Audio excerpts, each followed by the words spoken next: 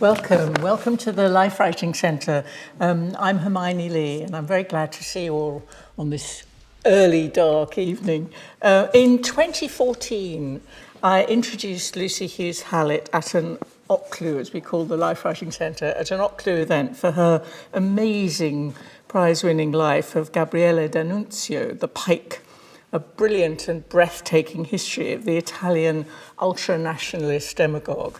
That book followed on from a fine study of all the different versions of Cleopatra, and from Heroes, a book on the afterlives of 8 outstanding historical characters, from Achilles to Garibaldi, including the charismatic and volatile Greek leader Alcibiades. Since then, there's been a collection of stories reinventing mythical characters called Fabulous, and the remarkable novel Peculiar Ground, the story of an Oxfordshire house and its inhabitants, which spans the 17th to the 20th century. From all these books, you can see how interested Lucy Hughes-Hallett is in the way life stories and histories are built out of myths, legends, performance, and conflicting versions. And especially in the Pike, you can see also her resistance to making moral judgments or being historically condescending to the past. Now, in the Scapegoat, she has taken on with wonderful success the hectic, dramatic, and ultimately tragic story of the legendary favourite of the Stuart court, the darling of both James I and Charles I, glamorous hero and much vilified power broker, George Villiers, Duke of Buckingham, the Alcibiades of his day. It's an extremely complex story which simply blazes off the page, told with wonderful skill and narrative drive. The book has rightly met with huge acclaim, and we're very lucky that Lucy is here to talk about it tonight. So Lucy's going to talk for a bit, and then she and I will have a conversation, and then there will be time for your questions, and then outside there will be a book signing and drinks. So please make her very welcome. Thank you.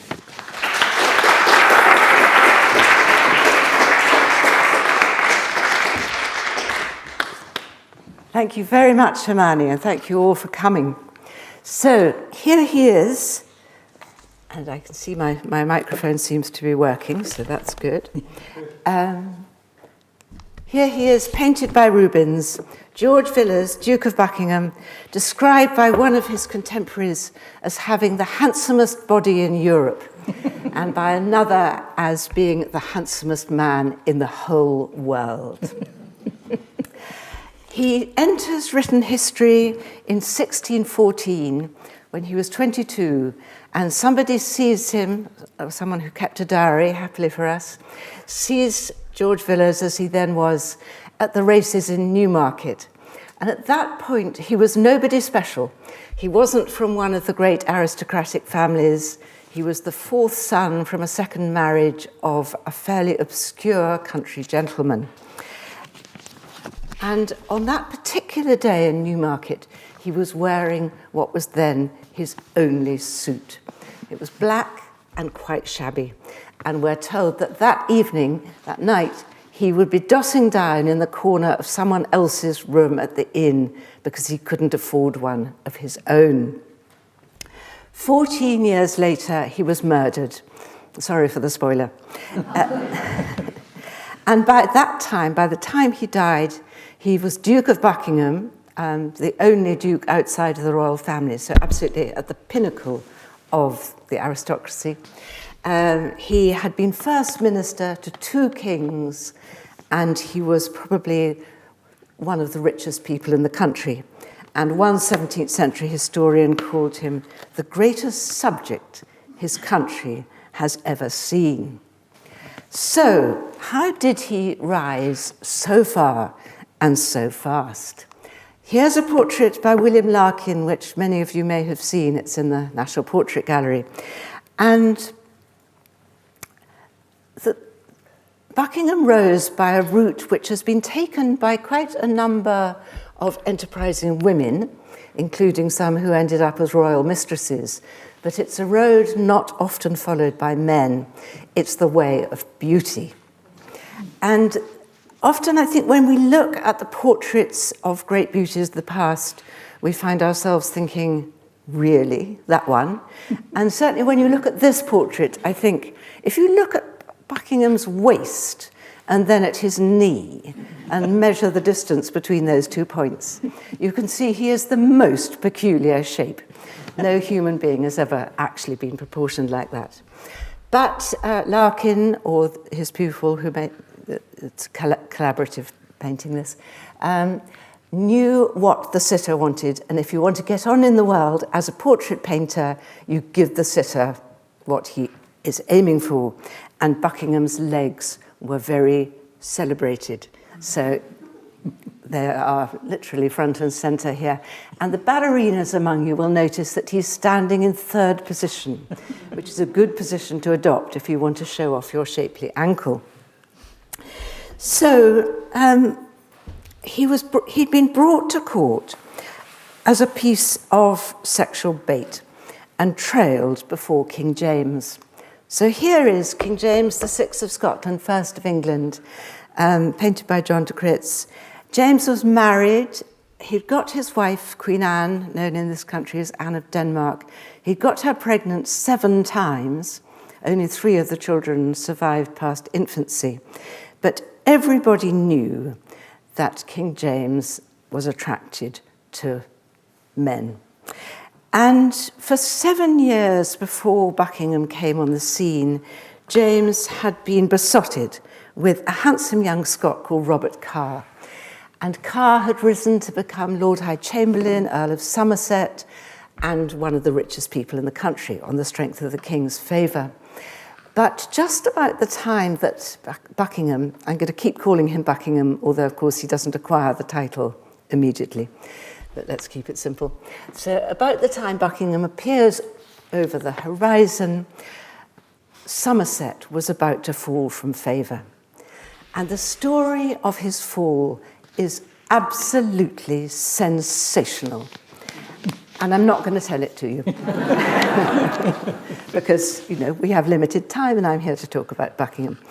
But just to give you a quick sum up, what happened was that Somerset and his wife were jointly found guilty of having murdered his best friend, Sir Thomas Overbury, the murder weapons being a combination of witchcraft and poisoned custard tarts. So Somerset was in the Tower and King James was lonely. And he saw Buckingham out hunting at Apthorpe Palace near Peterborough. It was noticed that the king had noticed this handsome young man. And very soon Buckingham had a place at court, initially as a cupbearer, then as a gentleman of the bedchamber, and then he just kept climbing the ladder at astonishing speed. The Jacobean court was provided a good platform for a beautiful young man whose best assets were his lovely legs, because he could take part and display those legs dancing in the court masques. And the masques were extraordinary entertainments. I mean, they were partly entertainments, but they were partly also kind of ritual celebrations of monarchy, and everyone took part in them. There were a few professional performers who took the speaking parts, because it wouldn't be right for an important person to speak in the persona of somebody else. That would be deceitful and dishonourable. But so the actors would speak Ben Jonson's, frankly, quite long and tedious speeches, but the high point of the show came towards the end, when the great people of the kingdom, including the Queen and the princes, the king didn't dance because he was lame, and also important people around the court, privy councillors, all would take part in the dancing. And for the great masques around Christmas time, the rehearsals might go on for weeks. You might wonder who was running the country while the masques were in preparation. So here are a couple of costume designs by Inigo Jones. Jones was the genius behind the extravagant beauty of the masks, which sadly, of course, theatre design is a fairly ephemeral art. None of the sets of design have survived. How could they? but we do at least have some of Inigo Jones's sketches for the costumes. And the Queen danced, as I say, and that costume on the left was designed for her. And you'll notice that the lady on the right, the one with fairies' wings, is pretty much topless, which was fine. Ladies of the Jacobean court were not at all shy about showing their breasts, nipples and all. But what was quite shocking was that in these costumes, where's my pointer? There, they were also showing their ankles. That was much more scandalous than the odd nipple. And here's a costume that Inigo Jones designed for Prince Henry, the Prince of Wales, who never got to be king because he died in his teens. But this was the costume that Henry would have worn when he was dancing as Oberon the Fairy Prince, who, of course, lots of you know from Midsummer Night's Dream. And this is the kind of outfit that Buckingham would have worn when he was taking part in the masques. And he was one of the small group of young male courtiers who were known as the high dancers, because they could leap further up into the air than anyone else around. But we have the word of the Venetian ambassador for it, that Buckingham had a superpower, which made him even more remarkable than the rest of the high dancers.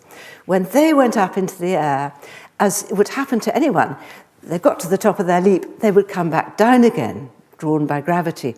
But Buckingham, according to the ambassador, would go up into the air and stay there. And while he was airborne, he would caper like a young goat. And King James loved to see him do it. And there's another anecdote by actually the Spanish ambassador of the evening when King James rather sort of shocked and startled people by suddenly yelling out from the throne as Buckingham was capering away like a young goat, "By God, George, I love you." And he did. King James was very much in love. He wrote letters which have survived, addressing Buckingham as Steenie after St. Stephen, because the Bible tells us that St. Stephen had the face of an angel, and James thought that Buckingham did too. Or in other, even more tender letters, he calls him my sweetheart, or my sweet child and wife. This was a very intimate relationship. We know that they shared a bed, which doesn't necessarily mean what you might think it means, because people did share beds much more in those days. It was warmer, apart from anything else. But it's quite clear that actually, in the case of King James and Buckingham, they were sharing a bed, and it did mean something rather more romantic and erotic than just keeping warm. And there's a letter that has survived from Buckingham to James, dating from several years after the fact, when he reminisces about a particular night they spent in Farnham Castle in Surrey. And Buckingham writes, "I wonder whether you love me now even better than that time I shall never forget at Farnham, where the bed's head could not be found between the master and his dog." Clearly something very delightful had happened in Farnham. And if you're surprised by Buckingham calling himself the king's dog, it's important to bear in mind that King James was known to like his hounds and his horses far more than he liked most human beings. And hunting was another very important aspect of court life. Everyone took part, and James, although he was too lame for dancing, he was a very strong and courageous horseman, and it was said he could happily stay in the saddle for anything up to 6 hours, while his exhausted courtiers galloped along behind him. Again, a very good source for this is the Venetian ambassador. And of course, Venice isn't good hunting country. And the poor ambassador had certainly never had to ride for 6 hours before.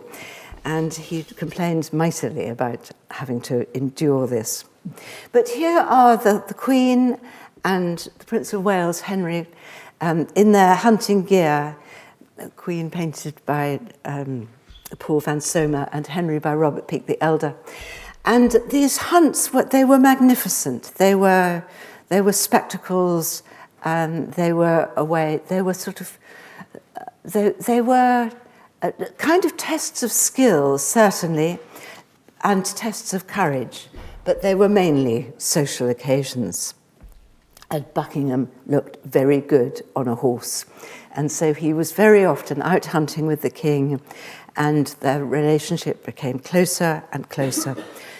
And Buckingham was rapidly acknowledged to be the king's favourite.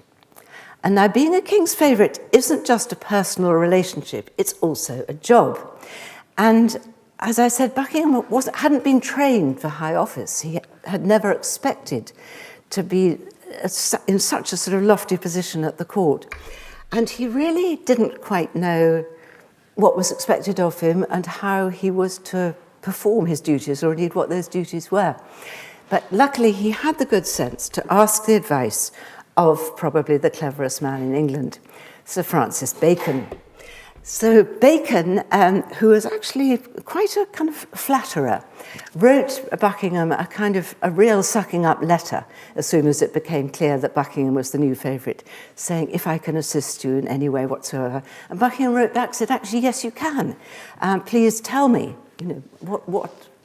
how am I to behave in this extraordinary new role? And Bacon wrote back a letter which should be a set text in every business school in the world. And it tells you all sorts of useful advice. Particularly, it tells you how to cope with a boss who believes himself to be God's representative on earth, which James most certainly did.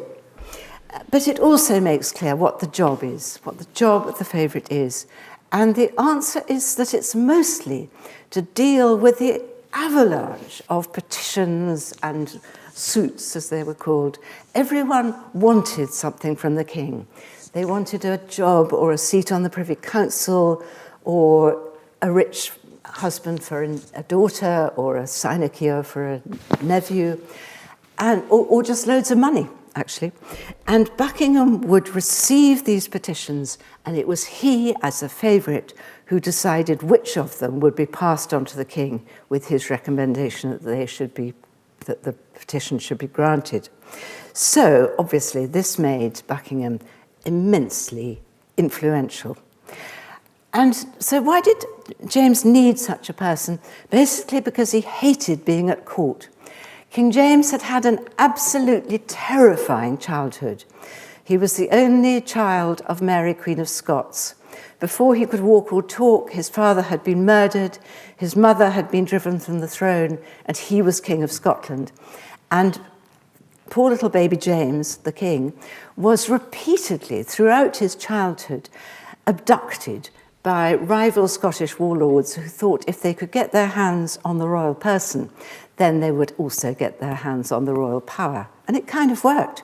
So he saw his grandfather was murdered when he was in the room. He himself was kidnapped by the Earl of Gowrie and held captive for 6 months before he was released back to his guardians. His regents were replaced at a staggering rate as they either murdered each other or ousted each other. James, understandably, grew up very much afraid, and particularly very much afraid of the possibility of assassination. So he didn't like being at court. He was afraid of being surrounded by the crowds who were always pressing in on him at Whitehall Palace. So he would leave Buckingham there, and Buckingham became, therefore, as the king's representative at court, ever more splendid. Here he is posing again, showing off his legs in their white silk hose. But now he's grown a beard. He's a little bit more mature in this painting by Daniel Meitens. And so it was Buckingham who was the king's eyes and ears, and he would shuttle back and forth between London and the king's hunting lodges where he'd secluded himself to report what was going on in the Privy Council and to generally keep James informed whom he should trust, who was muttering behind his back, and so on and so forth. So obviously Buckingham had this huge amount of influence, and it was very important to get the favour of the favourite if you wanted to make your way at court. So people started giving Buckingham presents. And the present wouldn't just be a nice bottle of wine, it might be a manor house with all its lands, or a forest well stocked with deer, or an enormous diamond necklace. And very soon, Buckingham was extremely rich. And then he married the country's richest heiress, Catherine Manners, and became even richer still. This is the Duke and Duchess of Buckingham posed as Venus and Adonis. And usually the story of Venus and Adonis ends in a way which makes it extremely unsuitable as a celebration of a marriage. Poor Adonis is cursed by Venus because he's rejected her advances, and she says that he's going to be gored to death by a wild boar. But in this version, Van Dyck, who was only 21 when he painted this portrait, it was the first major oil painting that he painted in this country. And the second was the one which is in Christchurch Picture Gallery, so I expect many of you know it, in which Buckingham appears as a Carthaginian youth pleading with King James in the persona of the Roman general Scipio. But here we have them as Venus and Adonis. So this was the beginning of Buckingham's life as a patron of the arts. So he'd become immensely rich. He encountered a wonderful sort of scallywag called Balthazar Gerbier, who wrote fantastic letters, which actually were invaluable sources for me. And Buckingham sent Gerbier off around Europe to shop for him, and meanwhile he was commissioning portraits from Van Dyck and later from Rubens. And here is some of the shopping that Gerbier did for him. These are 3 of the 6 large panels by Veronese, which Gerbier bought from a Flemish duke. And here, Gerbier went off to Venice to do more shopping for Buckingham. This wonderful Noah's Ark scene by Bassano, Tintoretto, and here a fantastic Veronese. And when Gerbier came to catalogue this painting, he became Buckingham's sort of keeper of pictures. He came over uncharacteristically coy. This is Mars and Venus. It's a seduction scene. Mars has already got Venus half undressed. We know what's going to happen next. But Gerbier describes this painting as a wonderful picture by Paolo Veronese of a boy playing with a dog. I mean, there is a dog, that. This, the absolute pearl of Buckingham's collection, wonderful, huge painting by Titian, Ecce Homo, which is now in the Kunsthistorisches Museum in Vienna, which is where a lot of Buckingham's collection ended up. And here, a wonderful deposition by Del Sarto. So Buckingham was collecting paintings. He was being given paintings because, again, to win the favourite's favour, people gave him works of art. And his only real disappointment as a collector came when the King of France refused to give him the Mona Lisa. But so he had paintings, he had houses. This is all that's left. This bottom right-hand corner, the Watergate, which many of you will have walked past. It's just by Embankment Tube Station, of his great house between the Strand and the river in London. And that house was magnificent. It was remodelled for him. It was a medieval house remodelled for Buckingham by Inigo Jones. And the ceilings were painted by Rubens. And at one point, the cloth merchants of London, the mercers, completely ran out of velvet because all the velvet in the country had gone to make Buckingham's curtains.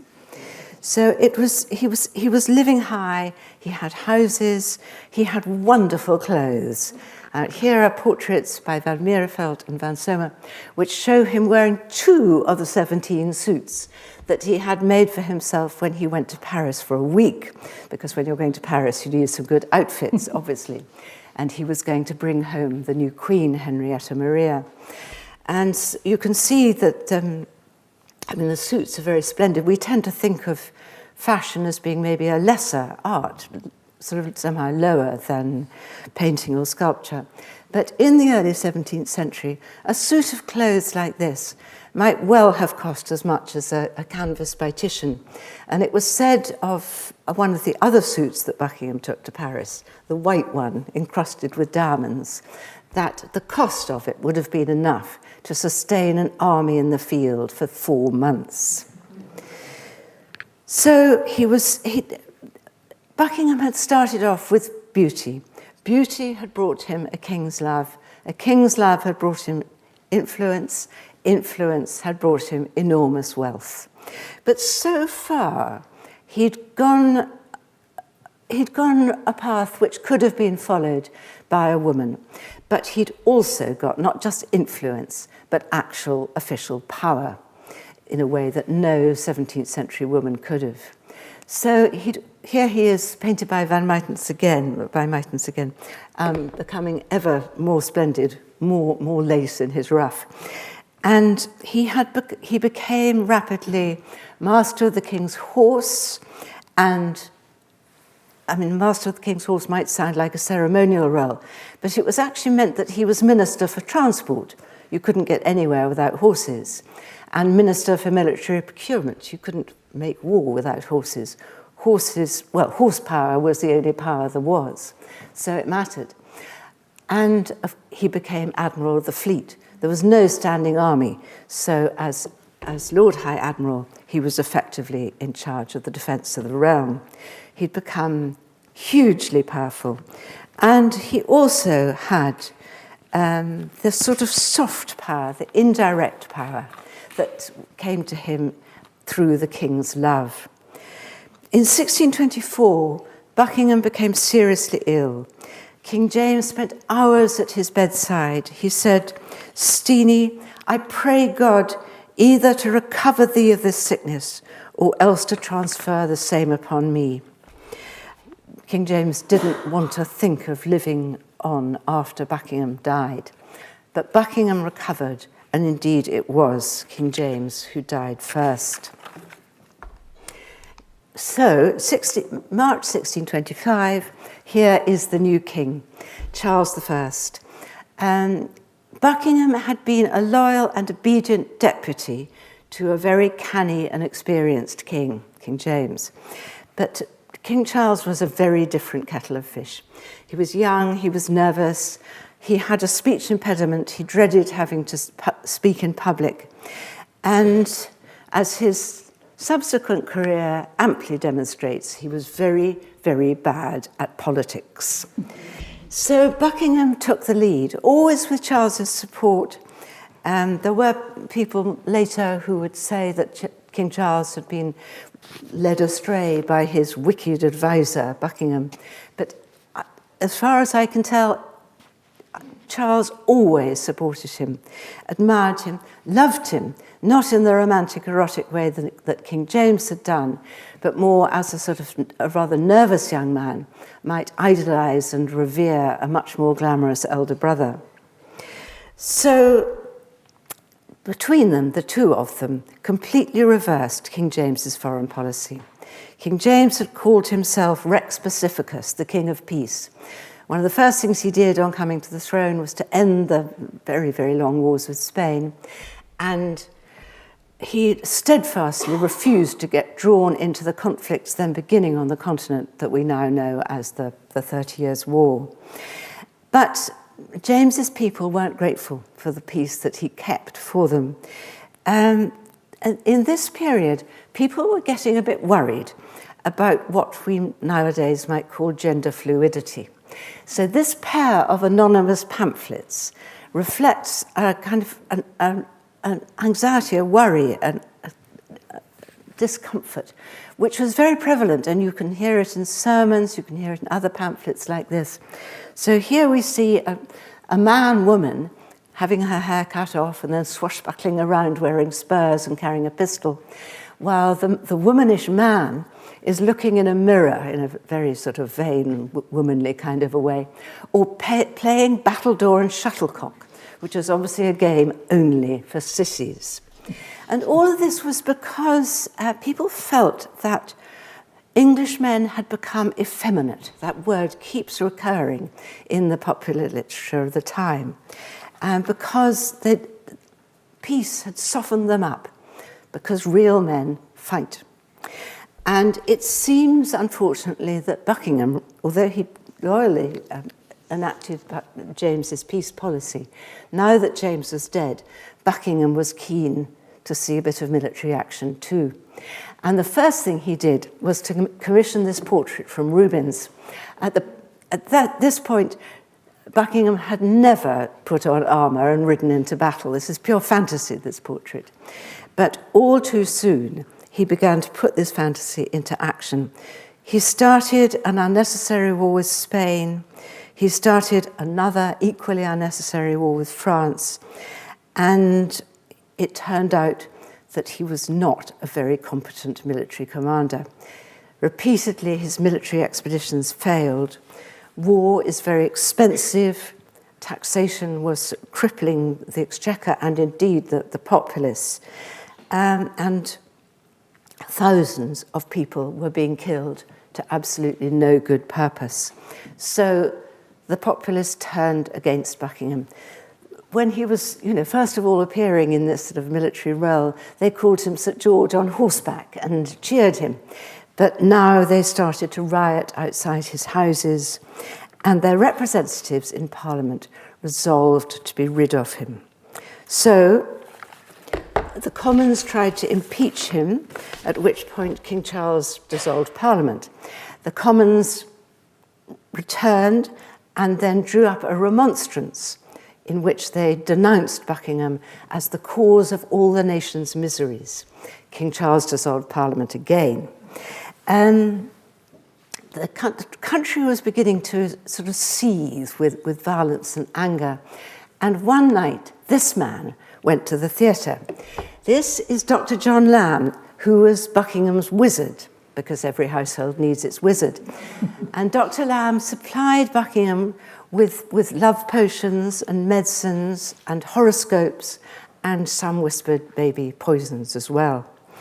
And one night in the summer of 1628, John Lamb had gone to the theatre outside the northern walls of London. And there he is in his very distinctive stripy suit. And on the Where's Wally principle, you can pick him out in this more muddled picture, still in the stripy suit. And this picture, it's the sort of frontispiece of the brief description of the death of John Lamb, which I strongly advise you not to read. It is the most gruesome account of a lynching that any of you will ever come across. So Lamb was literally torn to pieces in the streets of London. And the following day, a piece of paper appeared pinned to the door of St. Paul's Cathedral, saying, "Let Charles and George do what they can. George shall die, like Dr. Lamb." So Parliament was sitting when the summer of 1628, the leading members had agreed, the members of the Commons, had agreed that this session they weren't going to mention Buckingham, because as soon as they did, Charles would dismiss them. And it was more important for them to stay put and protect the people's rights and liberties. But there came a day when, even though they weren't attacking Buckingham this time round, King Charles still wouldn't listen to their complaints. And it became clear he was about to dissolve them again. They knew the Speaker had left the House, he'd gone to Whitehall. They knew he'd be back perhaps within an hour. They didn't know when, if ever, Parliament would be summoned again. And up spoke one of their number saying, "This is the crisis of parliaments." And there are a lot of descriptions by contemporary news sheet writers of the scenes in the House of Commons that day. One of them reports there were above 100 weeping eyes. And one after another, the great orators of the Commons stood up and attempted to speak, and then were overcome by sobs and had to sit back down again. And it would be comic if it wasn't also so tragic. And finally, up spake this man, Sir Edward Coke. Coke, by this time, was 78 years old. He'd been in the Tower before, after defying King James in the previous reign. And now he said, he had to sit back down again first time too, but composed himself, stood up again, and he said that he knew that he would not ever speak in the House again. He said, so if I must die in the Tower, so be it. I must now speak freely. And he broke the pact of silence. He said what no one else had dared say in that session: the Duke of Buckingham is the cause of all our miseries. And now, one of the things that made me want to write about this period is it's the moment when the press begins to matter. And what was said in the Chamber of the Commons in the morning was very often available either in print or even just handwritten on the streets of London, particularly around St Paul's Churchyard, which is where everyone went to get their news, later on that same day. And this man, John Felton, saw the text of the remonstrance, and he read in the remonstrance that Buckingham was the cause of the nation's miseries, and he thought that he, Felton, could save the country from its miseries. So he bought a knife. Charles had dissolved Parliament again. Buckingham had gone down to Portsmouth, where he was assembling a fleet for yet another ill-judged attack on France. He'd made his headquarters in the Greyhound Inn. Felton walked all the way to Portsmouth. He couldn't afford a horse. He got there. He made his way into the Greyhound. He snuck into the room where Buckingham was having breakfast with his officers. Nobody noticed, very busy, a lot of people coming and going. And Felton leant against a windowsill and waited for his moment. And when the moment came, he stepped forward, he drew his knife, and he killed the Duke of Buckingham with one blow to the heart. So, a sudden sad end to my story, but here is Buckingham flying up to heaven. And that's where I'm going to leave him.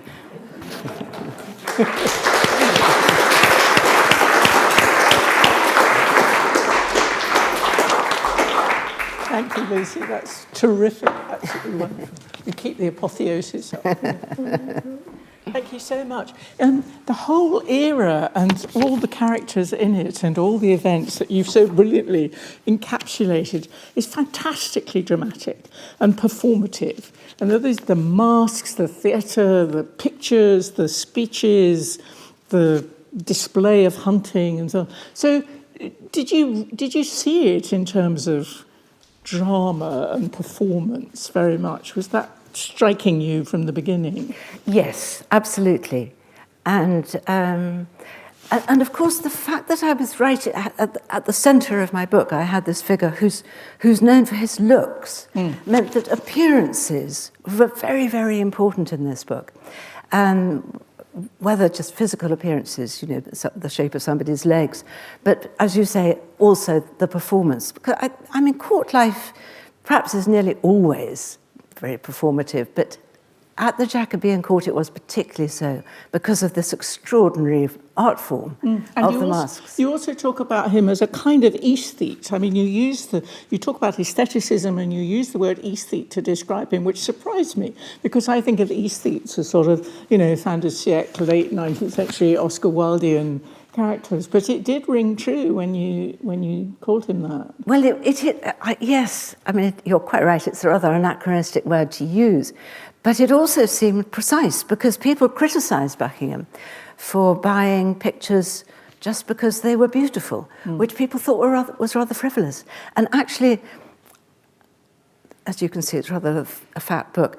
And there was a chapter that I, in the end, deleted because I thought this really is a bit of a digression, but I got very interested in the question of what art is for, which is something that wasn't clear to people at the time. Maybe it's still not completely clear, actually. But so the Earl of Arundel, for instance, who was had started collecting before Buckingham, he liked to collect portraits of great figures of the past whose virtues he might like to emulate. So for him, a painting was something which would be sort of morally improving. Whereas the fact that Buckingham seems to have chosen paintings because they were colourful and attractive and sensual. And sensual, exactly. People found that quite puzzling, actually. Did that become part of the sort of, when he became unpopular instead of popular, the brilliant and interesting thing about the masculine woman and the effeminate, foppish, womanish man? I mean, did this love of beauty, did Buckingham's known love of beauty play into that trope? I think so, very much so. But also, of course, public anxiety about having a homosexual king. Yeah. Again, a word that they wouldn't have used. But there are a lot of accounts of how King James loved Buckingham or Somerset before him, as though they were ladies. There is this strong feeling that the world is a little bit sort of topsy-turvy here because men are no longer real men and women are no longer real women. But I think that, it does interest me that it's that kind of gender confusion, or rather sort of confused gender identity, that bothers people much more than what James and Buckingham might have been getting up to in bed. But you're very, very good about not allowing us to fall into sort of conventional ways of thinking about queerness in the 17th century, or what it meant to be gay at court with James I on the throne, because you also talk about the way in which it's a gay love can be a kind of family feeling as well. And there's a very interesting relationship between James and Buckingham's family. Absolutely, yes. James sort of, and it's not the first time he did this with his previous favourites as well. He liked to get these lovely young men married off to nice rich heiresses so that they could live happily ever after. But then he maintained contact, and he wanted to be kind of, more than godfather, as it were, to their families. And he would, so Kate, Buckingham's wife, he called her, wrote letters to her addressing my dear daughter, and referred to their children as his grandchildren. So he's kind of, like it's this great big kingly cuckoo in the nest.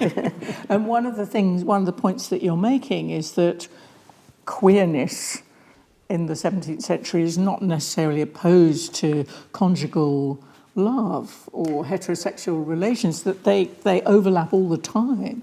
Absolutely, yes. And I think that, as you say, I did try to be very careful not to impose a sort of modern sensibility. And the whole idea of sexual identity would have been so alien to anyone in the 17th century that you would define yourself according to your sexual preferences would have seemed completely bizarre to them, I think. So there's a lot about beauty and aestheticism and men and women and their natures. There's also an enormous amount of violence. It's a fantastically brutal world. And when you said, don't read the story of the lynching of Dr. Lamb, my God, some of the stories you do tell, not just about the plague, but also the death of James I and the horrible forms of punishment. You don't flinch, do you? No. It is appalling. And the fact that, these wars were being fought by conscript soldiers. And, this isn't peculiar to Jacobean England. It was true of probably all sort of early modern Europe. But people who, fighting forces, whether navy or army, most people died of disease.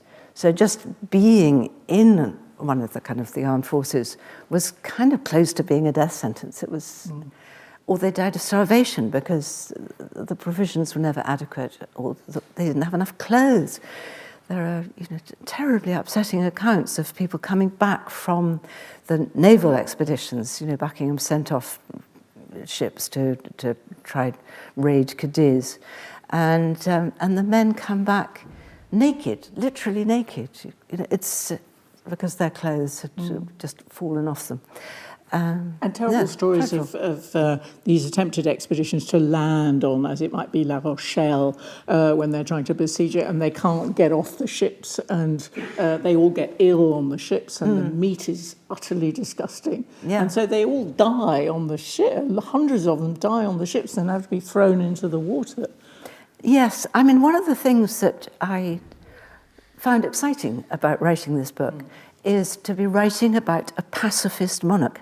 And James is so unusual, as most of the kings who are, traditionally known as so-and-so the Great, are people who went to war and killed lots of people, and maybe, managed to effect great conquests that way. But James didn't even try, he didn't want to. And, instead of leaving us some conquered colony, he left us probably one of the most influential books ever published, the authorized version of the Bible. So I like King James. I can see you do. But we're going to come back to your likes and dislikes. But it's a heartbreaking story, actually, that one does get rather fond of him. And then everything he's tried to do, apart from the edition of the Bible, which survives, but everything he's tried to do by way of keeping a European peace and keeping a stable England, completely blown apart by what comes afterwards. And it's an extraordinary story that Buckingham has been part of that effort and then has to become part of the totally opposite kind of enterprise. Yes, and it is interesting that, obviously Buckingham's life breaks in two. He was a loyal and obedient deputy to King James, and I think he was very good in that role. He was a very good second in command. But then once he took the lead, although, as I say, Charles backed him all the way. He was always doing the king's will. And so many historians, for rival reasons, have tried to say, oh, no, Charles was fine. It was just wicked Buckingham who made all the mistakes. But actually Charles was definitely with him all the way. But, what they were doing was so ill-judged, even if it had been successful, but it was a catastrophic failure. And then, there is a sort of nightmarish feeling in the latter half. He just keeps trying again. If at first you don't succeed, try again. It would be much more sensible if at first you don't succeed, go home and think about another way of doing things. Yes, stop. Yeah. All this involves thinking very hard about character and behaviour. So you've got the drama and you've got the performance and you've got the spectacle of the whole thing. But you've also, as the historian and biographer of all this, you've got to understand the motivation, sometimes when it's quite hard to understand or when there isn't any evidence, any written evidence for motivation. So sometimes when you're talking about, Buckingham insisting on going back to war with France when it's clearly not a good idea, and you talk about his mixed motives and the motives that have been attributed to him. And then at another point you say, what was it like to be Buckingham in the spring of 1626? So how much did you feel you were not making up, but having to sort of delve into the characters of these people below the performance of their lives? Yes, well, I tried not to make it up, as you say. And but what I could do, of course, is report what other people were saying about them. And it was odd writing this book because it was, in a way, an absolutely reverse process to the process of writing my previous biography about Gabriele D'Annunzio. Because D'Annunzio, I know everything he ever thought. He always had a notebook in his pocket and he used it. And then he would write letters, and then he would convert the material in those notebooks and letters into novels and poems, so that I really could be inside D'Annunzio's head the whole time. Whereas Buckingham wasn't a writer. Happily, some letters between him and James have survived when they were apart for 6 months. But not that much. So that, my D'Annunzio book was very much I could be inside D'Annunzio's head and see the world around him. Whereas this is completely the opposite.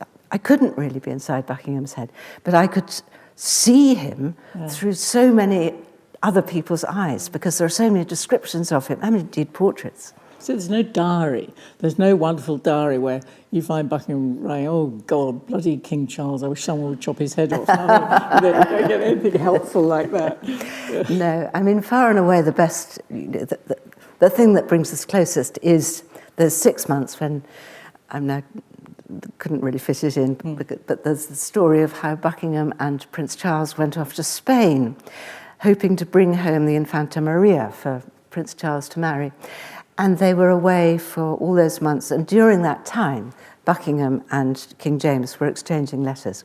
And those letters are very frank and you do get a very strong feeling of the two personalities just from their correspondence. And James's letters are very passionate and tender, and one of the differences between the early 17th century and now is that men were crying the whole time. There are so many tears shed in this book. I think it's coming back, actually. But yes. Yes, actually, I've just been reading a wonderful book by Ferdinand Mount called Soft, about sentimentality and the great waves of sentimentality, which he thinks that it's coming back, and one of the indicators is that how much footballers cry. But that's so interesting because these people are very emotional, these people you're writing about, and they all have to sit down and weep in Parliament and then get up again and make their speech, but they are not sentimental. They are absolutely ruthless when it comes to it, and brutal. Yes, exactly. Yes, it's not that they don't... I mean, having a stiff upper lip doesn't necessarily mean you're not feeling emotion. It just means you're hiding it.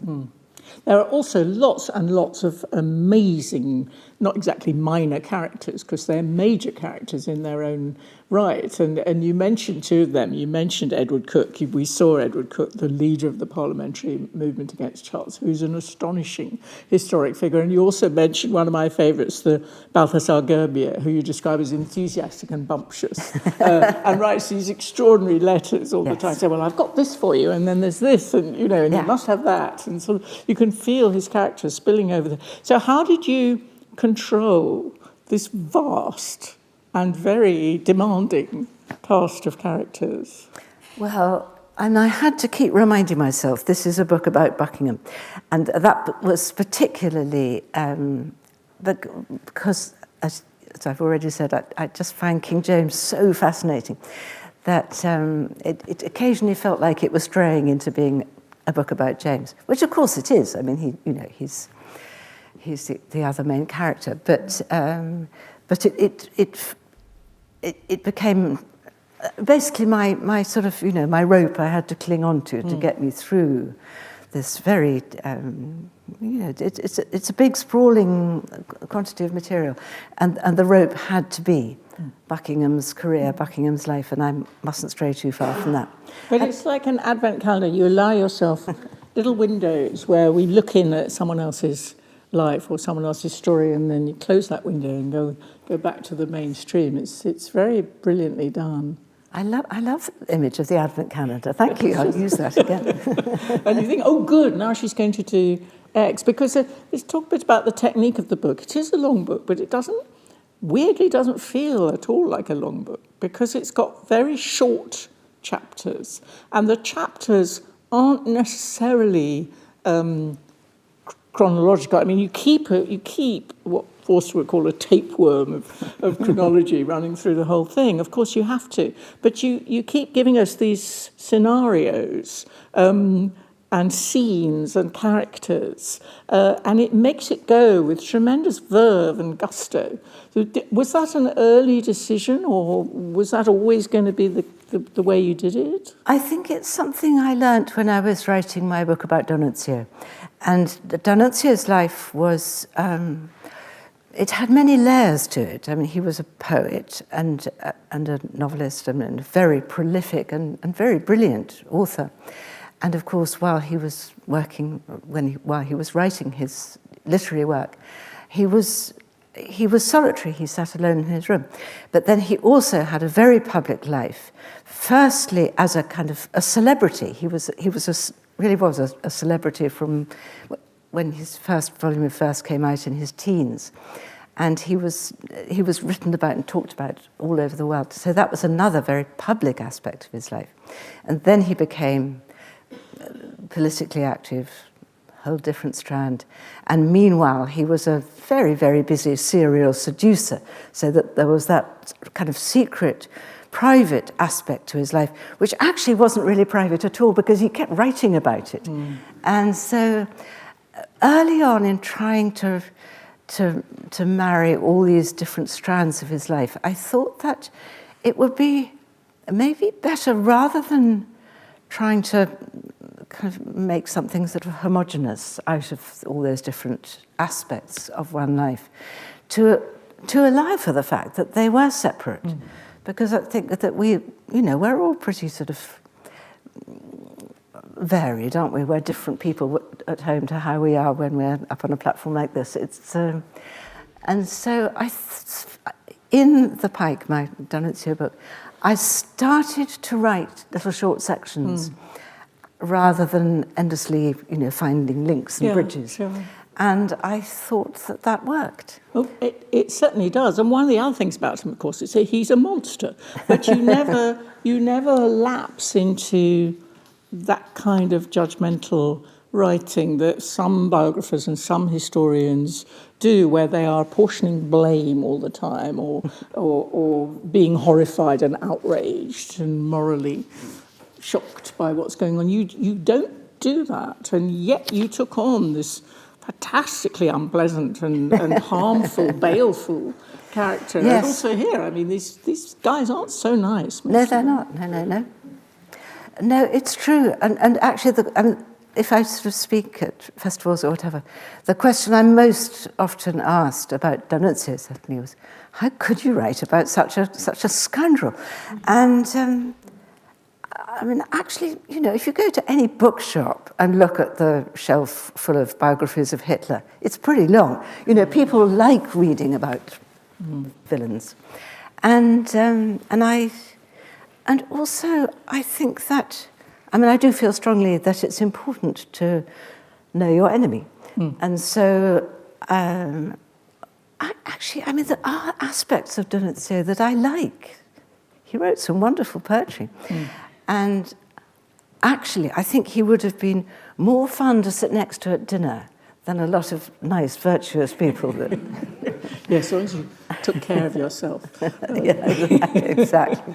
Yes, but this thing about the short scenes, I'm very fascinated by this, because it must have been an extraordinary task of organisation to decide which bits were going to go where and when. I mean, there's a wonderful little section called Advice on Bargaining, where you break off, and as if you were one of the sort of advisors at court, you give a little passage on what you should and shouldn't do when you're bargaining for a country or a person, and then there are other scenes which are rather wonderfully descriptive, so that we feel we're in the place, and the places are terribly important. So did you have like a map on the wall, or how did you decide where to put what?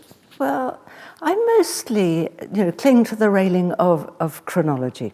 So, when Buckingham starts dancing, then I give you a little disquisition on dancing. Right. And when his first child dies as a baby, I think about babies a bit.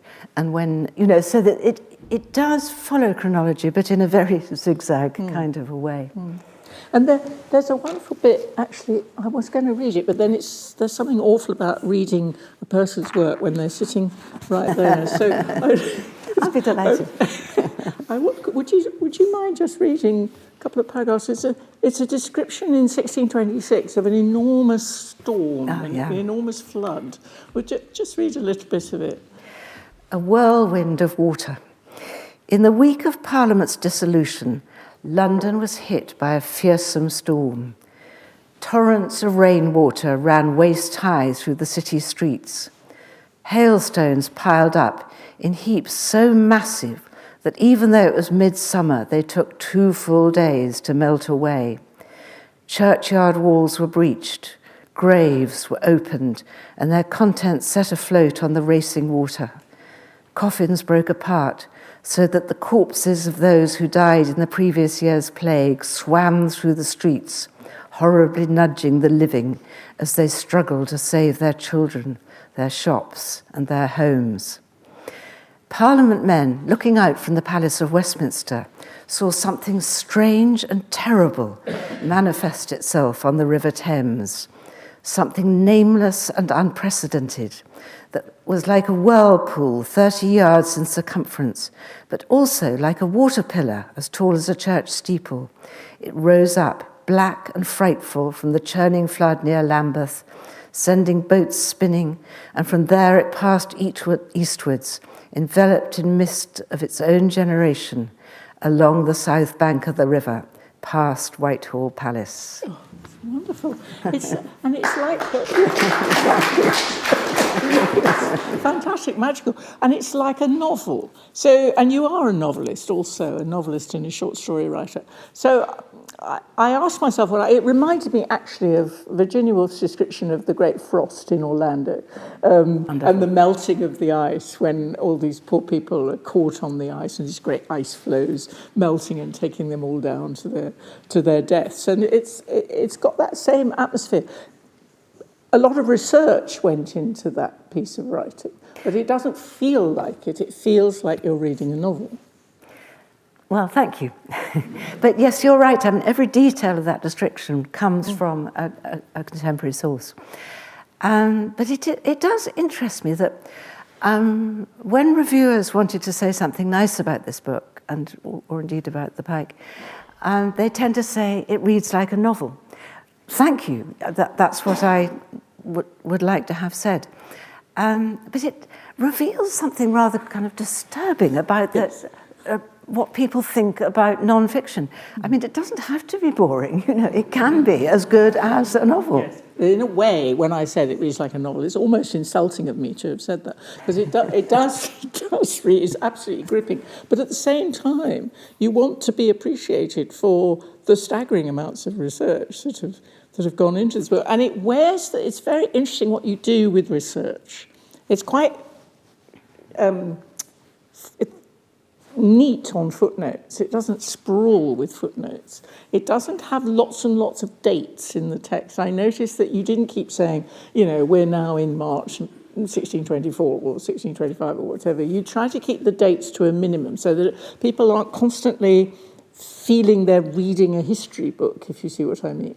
And you have got a vast amount of material, court records, witness statements, newspapers, you name it, state trials and so on.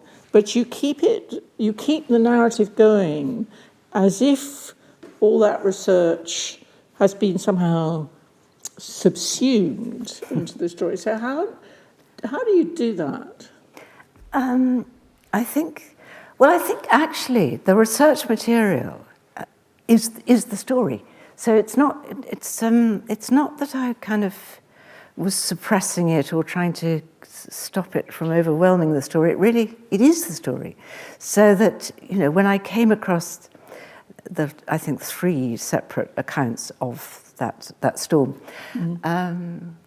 then they kind of, those sources dictated the nature of that whole chapter, actually. So it's not that I thought, I know that there was a great storm that summer, I'll look it up.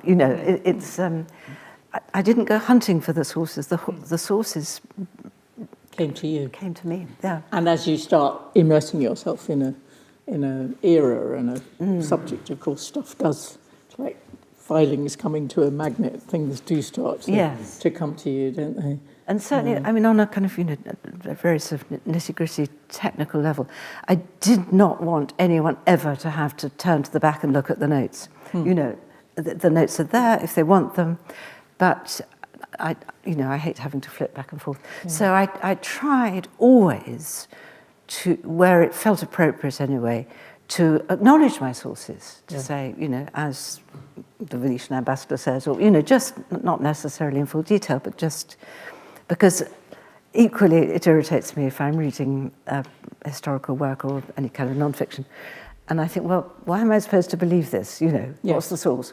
So you want to be told the source, but you don't want to be told, you know, which You've page got a and which book. responsibility to the material. You don't want to be thought of as having made it up or invented it or fantasized. And also, as the reader, you do want to know how much, to what extent do I believe this? Sure. And if you know where the source, what the source is, what the kind of priorities of that original person are, then you can assess, you know, so we know that that person's hostile to Buckingham, so I don't have to take everything he says for and that's particularly important when you're dealing with characters about whom there are violently opposing views, so you have to keeping that in place. Did you leave a lot out? Yes. This book could have been twice the size. What sort of things did you leave out? Well, I mean, immense amount of detail of what was being said in Parliament, obviously. Lots more about his big picture collecting, actually. I mean, so I write about quite a lot of his dealings with artists and collectors, but there's a lot more material on that I could have used. Yes, there could be a whole book.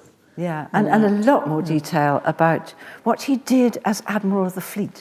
I mean, he was a very hard-working civil servant, apart from anything else. So his working life, which, you know, is serious, and I acknowledged that he was a diligent hard worker, but you don't want to know what he was doing every day, actually. One more question, and then I'm sure other people have questions too, and it's about when you earlier on said I really like James, and I was thinking about this way in which, well, you've come across this, Lucy, the way we are sort of encouraged to put ourselves in the story, and the way there is now very much a tendency to write historical or biographical narratives in which one features as a character. So you don't do this. But there is one moment where you sort of give yourself away, and it's actually a chapter called Older Women, and you say, this is how it begins: reading and writing about the early Stuart establishment can feel lonely for a female author. And then you go on to talk about misogyny, and of course all the way through the book you make a great deal, as much as possible, of the women characters. But I saw you looking through the page there and telling us something about yourself. Did you want to be in there more, or are you happy to be in that slightly? No, I don't like using the word I. I'm not comfortable with that. Although here I am using it all the time. So why not?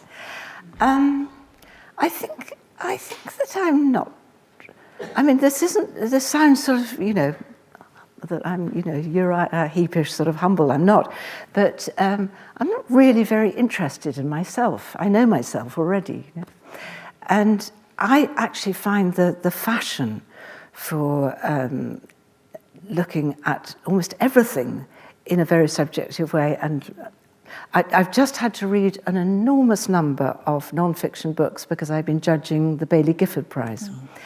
And it's extraordinary the extent of how many non-fiction books, whatever the subject matter, whether it's, you know, a 19th century poet or the rewilding of Slovenia or, you know, whatever, will be told that the author will be a major character in the story.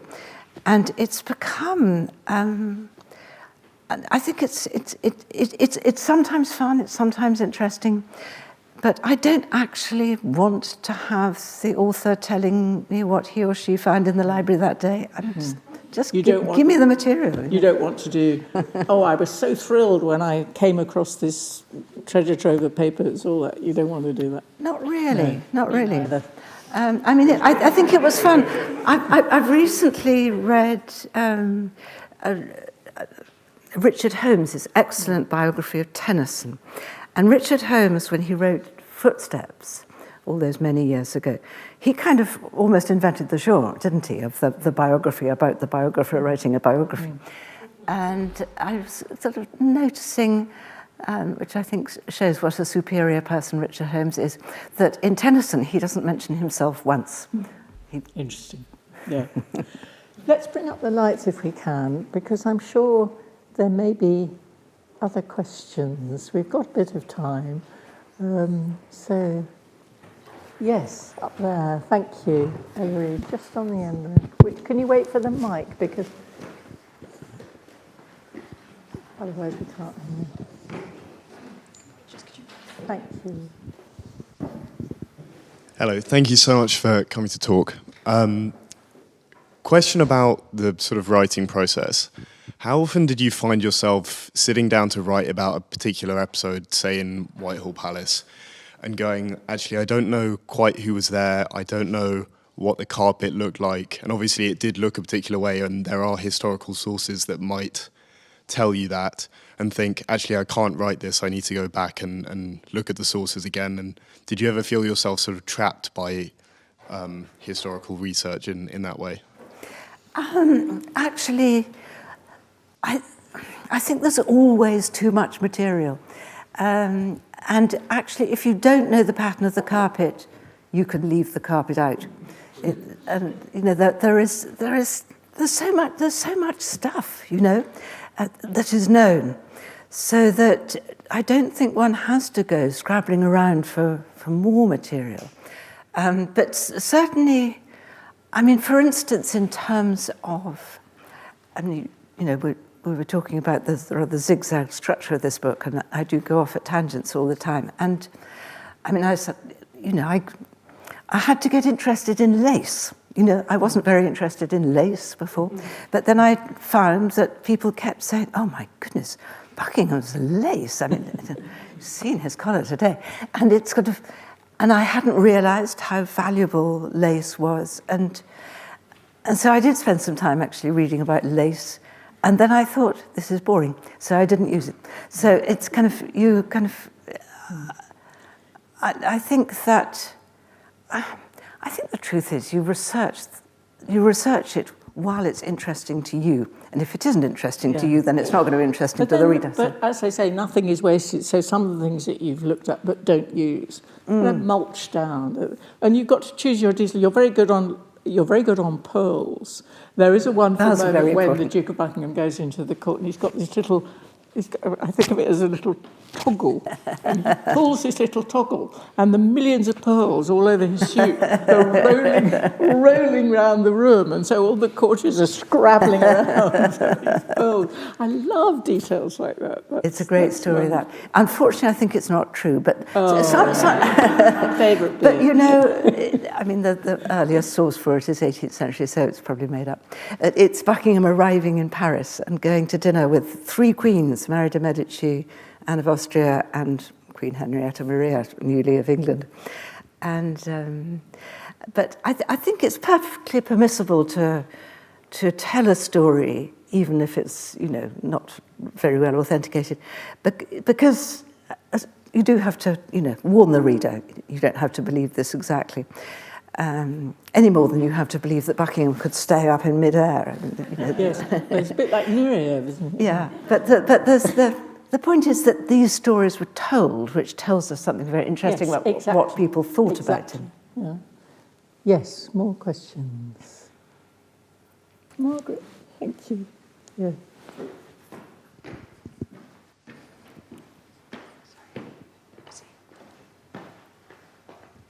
Thank you so much. This was fascinating. How do you, when you're dealing with someone in a different period, perhaps a period you haven't worked in before, how do you acquaint yourself with the times and the ways in which people thought and what they meant when they used certain terms? I mean, you have to really immerse yourself. And do you have a process, or do you just follow, you get interested in lace, so you follow that? Or is it sort of, it's such a challenge, isn't it, to enter a different age?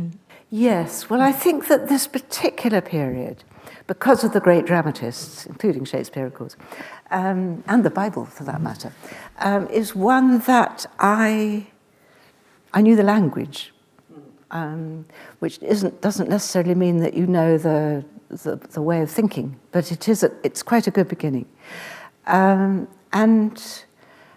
I mean, I do think that it's quite important to read material, whether it's works of literature, drama, poetry, whatever, produced in the period, as well as reading about the period. And, just to get the flavour of their minds, the way they thought, the way they expressed themselves.